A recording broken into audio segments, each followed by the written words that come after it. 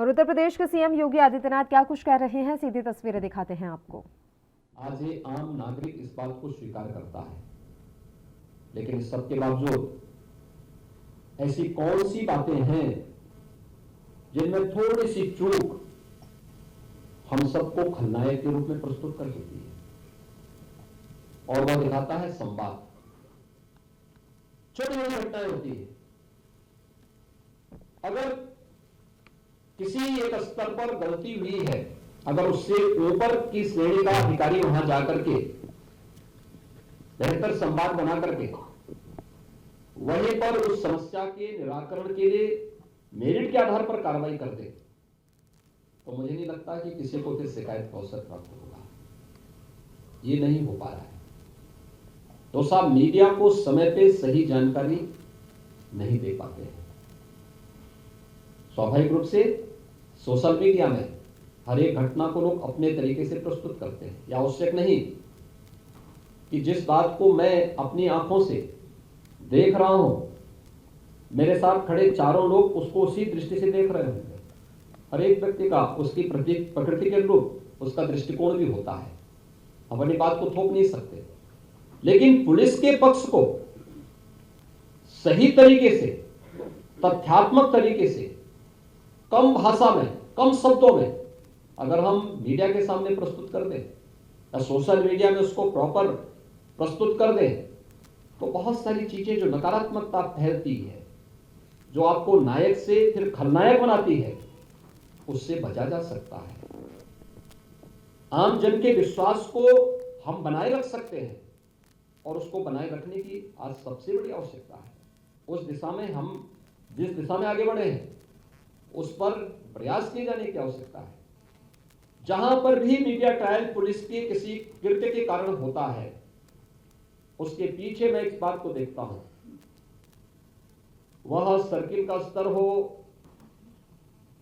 या फिर additional SP के स्तर पर या जनपद स्तर की समस्या हो या रेंज या जोन स्तर पर, अगर हम समय पर मौके का मुआयना करके और सही और सटीक जानकारी कार्रवाई करने के उपरांत मीडिया को या सोशल मीडिया में प्रस्तुत कर दें, तो कहीं भी आपके खिलाफ मीडिया ट्रायल नहीं होने पाएगा। लेकिन जब हम लोग मौन बने रहते हैं, एक दूसरे का चेहरा देखते हैं, मीडिया में सही बात कहने में संकोच करते हैं, तो हम लोगों को फिर अपनी सारी उपलब्धियों के बावजूद उस नकारात्मकता के कारण खलनायक बनने के लिए मजबूर होना पड़ता है। और मुझे लगता है चुनौती आज भी आप सबके सामने बनी हुई है। हमें इससे उभरना पड़ेगा। साइबर क्राइम के थाने स्थापित करने के साथ साथ सोशल मीडिया प्लेटफॉर्म पर चलने वाली एक एक गतिविधि को याद रखना, जो आज चल रहा है, दूसरे तीसरे चौथे दिन वही मीडिया ट्रायल का विषय बन जाता है। हम जब उसमें समय पर वही प्रतिक्रिया नहीं देते हैं, तो तीसरे चौथे दिन वही फिर अपने तरीके से उसको प्रस्तुत करने लगते हैं। और उसके बाद मैं देखता हूं हर एक तबके का अधिकारी अपने अपने तरीके से बचाव के लिए उतावला दिखाई देता है। हमें बचाव के लिए नहीं आना है। हम यहां पर अपना बचाव करने के लिए नहीं आए हैं। हम उत्तर प्रदेश की जनता की सुरक्षा के लिए आए हैं, उनके अंदर एक सुरक्षा का भाव पैदा करने के लिए आए हैं। और हमारी जिम्मेदारी इस बात को बनती है कि हर हाल में उनके मन में उत्तर प्रदेश की पुलिस बल के प्रति जो विश्वास है, ये विश्वास बने रहना चाहिए। और उसको बने रहने के लिए जिस भी प्रकार के उपाय किए जाने चाहिए, उस उपाय को हम अच्छे ढंग से आगे बढ़ाने का प्रयास करें। आपने देखा होगा, मैं अक्सर इस बात को लेकर के चिंतित रहता था कि शासन की योजनाएं सही ढंग से लोगों तक नहीं पहुंच पाती है बहुत बार। और मैं अक्सर इस बात को देखता हूं। मुझे याद है, मैंने 2018 में एक टेक्निकल इंस्टीट्यूट से जुड़े हुए कुछ बच्चों को बुलाया था। उनके साथ मैं एक संवाद कर रहा था। संवाद के दौरान मैंने उनसे चर्चा की कि भाई आखिर आप क्या करना चाहते हैं, अपना डिग्री लेने के बाद क्या करेंगे। 20 बच्चे थे। 20 में से 16 ने कहा कि हम अपना स्टार्टअप स्थापित करना चाहते हैं। 2 ने कहा हम सरकारी नौकरी में जाना चाहेंगे। 2 ने कहा कि साहब हमें पहले से ही ऑफर मिल चुका है, हम लोग बाहर जाना चाहते हैं। तो मेरे लिए वे 4 जो लोग सरकारी नौकरी की तरफ भागना चाहते थे या फिर जिनको पहले से ऑफर मिल चुका था, वे मेरे विषय नहीं थे। मेरे विषय 16 बच्चे थे जो स्वयं का स्टार्टअप स्थापित करना चाहते थे। मैंने उनसे पूछा, मैंने कहा कि आखिर स्वयं का स्टार्टअप स्थापित करने के लिए आपको फाइनल ईयर में प्रोजेक्ट मिला होगा, आपने इसमें कुछ कार्य किया? उन्होंने कहा हमने कार्य किया है। तो मैंने कहा फिर क्या दिक्कत आ रही है? उन्होंने कहा हमारे पास पूंजी का अभाव है, पैसा नहीं है। तो मैंने कहा कितना पूंजी लगेगी? अब आश्चर्य करेंगे, कोई भी छात्र ये नहीं बोल रहा था कि हमें 100 करोड़ 200 करोड़ चाहिए। कोई कहता था हमें 15 लाख रुपए की व्यवस्था हो जाए, कोई कहता 25 लाख की व्यवस्था हो जाए, कोई कहता 5 लाख रुपए की व्यवस्था हो जाए।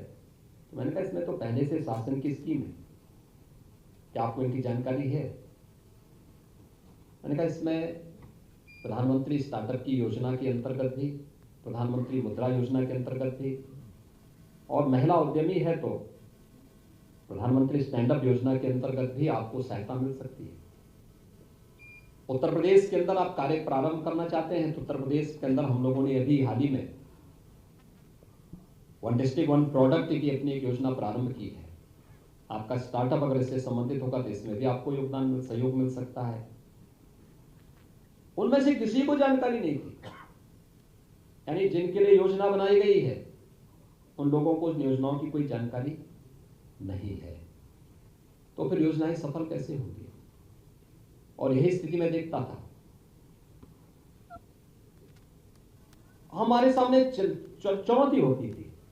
हम लोग आए 2017 के बाद से लगातार हर वर्ष कोई ना कोई ऐसी घटना घटित होती थी जो महिला सुरक्षा के सामने गंभीर संकट खड़ा करता था।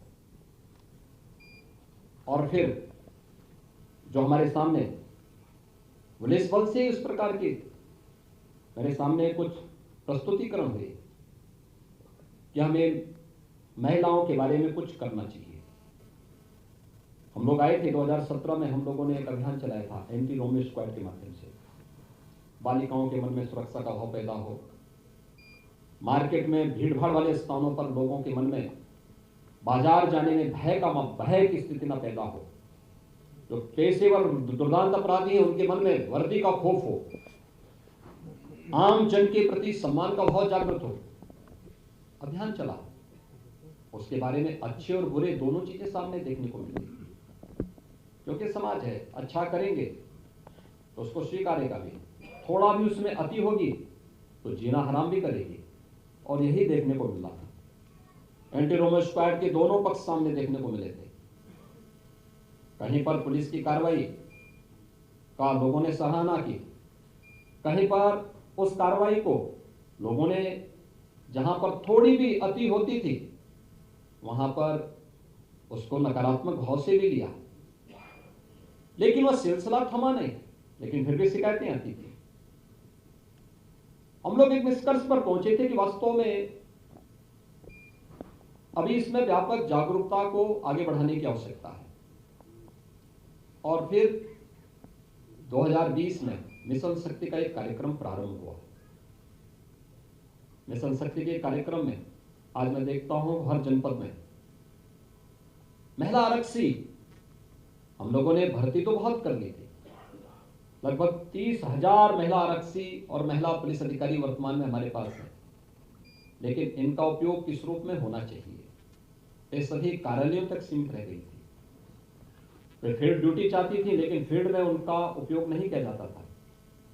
लेकिन इस मिशन शक्ति के कार्यक्रम के माध्यम से जो चीजें हम लोगों ने देखी, पहले चरण में हर थाने में जो 1567 थाने थे, इन सभी थानों में महिला हेल्प डेस्क बन गया।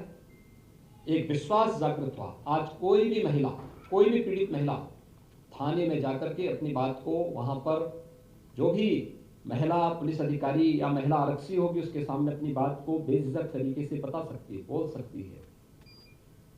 उसी तर्ज पर राजस्व विभाग ने सभी 350 तहसीलों में भी महिला हेल्प डेस्क की स्थापना की। अभी भारत सरकार की राष्ट्रीय महिला आयोग की एक सदस्य यहां पर आई थी, तो मैंने उनसे पूछा, मैंने कहा आपको कुछ उत्तर प्रदेश में परिवर्तन देखने को मिला? उन्होंने कहा किस परिप्रेक्ष्य में? मैंने कहा आप जिस संस्था से जुड़ी हुई हैं उस संस्था के परिप्रेक्ष्य में। उन्होंने कहा हाँ, मैं लखनऊ में घूमी हूं, इससे पहले मैं एक और जनपद में देखी हूं, मुझे पिंक बूथ देखने को मिले हैं।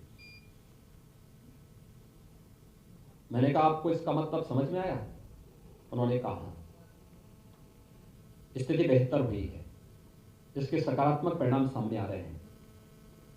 और आज तो मैं देख रहा हूं कि गांव-गांव में महिला पुलिस बीट अधिकारी जाकर के शासन की उन सभी योजनाओं को उन तक पहुंचाने का काम कर रही है। हम केवल सामान्य पुलिसिंग ही नहीं करेंगे, बल्कि उनकी सुरक्षा, उनके सम्मान और उनके स्वावलंबन के लिए जो भी शासन की योजनाएं होंगी, उन योजनाओं को उन लोगों तक पहुंचाने का कार्य भी करेंगे। और उन लोगों तक पहुंचाने का कार्य किस रूप में हुआ है, वह बेटी बचाओ बेटी पढ़ाओ का अभियान हो, मातृ वंदना का अभियान हो, जननी सुरक्षा से जुड़ा हुआ अभियान हो, मुख्यमंत्री कन्या सुमंगला योजना से बालिकाओं को जन्म लेने से लेकर के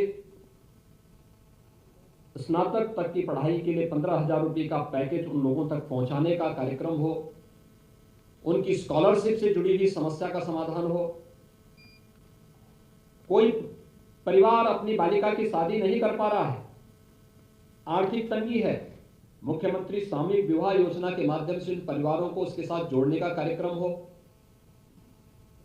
ऐसे अनेक कार्यक्रमों के साथ आज जुड़ती हुई दिखाई दे रही। यह एक नया विश्वास का प्रतीक बन रहा है और एक सफल मॉडल देश के सामने मिशन शक्ति का कार्यक्रम अपने तीसरे चरण के इस अभियान के साथ जोड़ता हुआ दिखाई दे रहा है। आप में से हर एक अधिकारी अपने अपने फील्ड में कुछ नया करके दिखा सकता है, अपने विभाग में उस नए को करके उसकी प्रस्तुतिकरण करके फिर शासन में भेज सकता है, शासन भी उस पर विचार करके उस कार्यक्रम को आगे बढ़ाने का कार्य करेगा।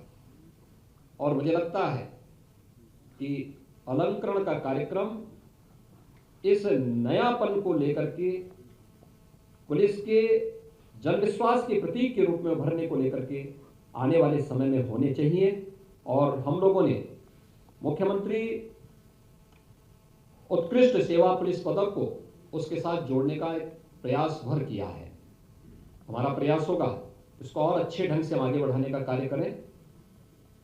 मुझे प्रसन्नता है कि आज के इस अवसर पर हम लोगों ने उत्तर प्रदेश पुलिस बल के मानव संपदा पोर्टल का भी शुभारंभ किया है। यह एक नई शुरुआत है, क्योंकि बहुत बार होता था, अब एक साथ पोर्टल में सबकी जानकारी उपलब्ध होगी, उनके कार्यों की, उनके द्वारा किस किस पद का दायित्व का निर्वहन किस रूप में किया गया है, इसको जानने की भी, और किसी भी अवसर पर उनके प्रमोशन से लेकर के सेवानिवृत्ति तक के उन सभी कार्यक्रमों को उनको आगे बढ़ाने में यह पोर्टल बहुत अच्छे ढंग से आगे बढ़ेगा। मैं आज के इस अवसर पर जब मुख्यमंत्री उत्कृष्ट सेवा पुलिस पदक, वीरता के लिए पुलिस पदक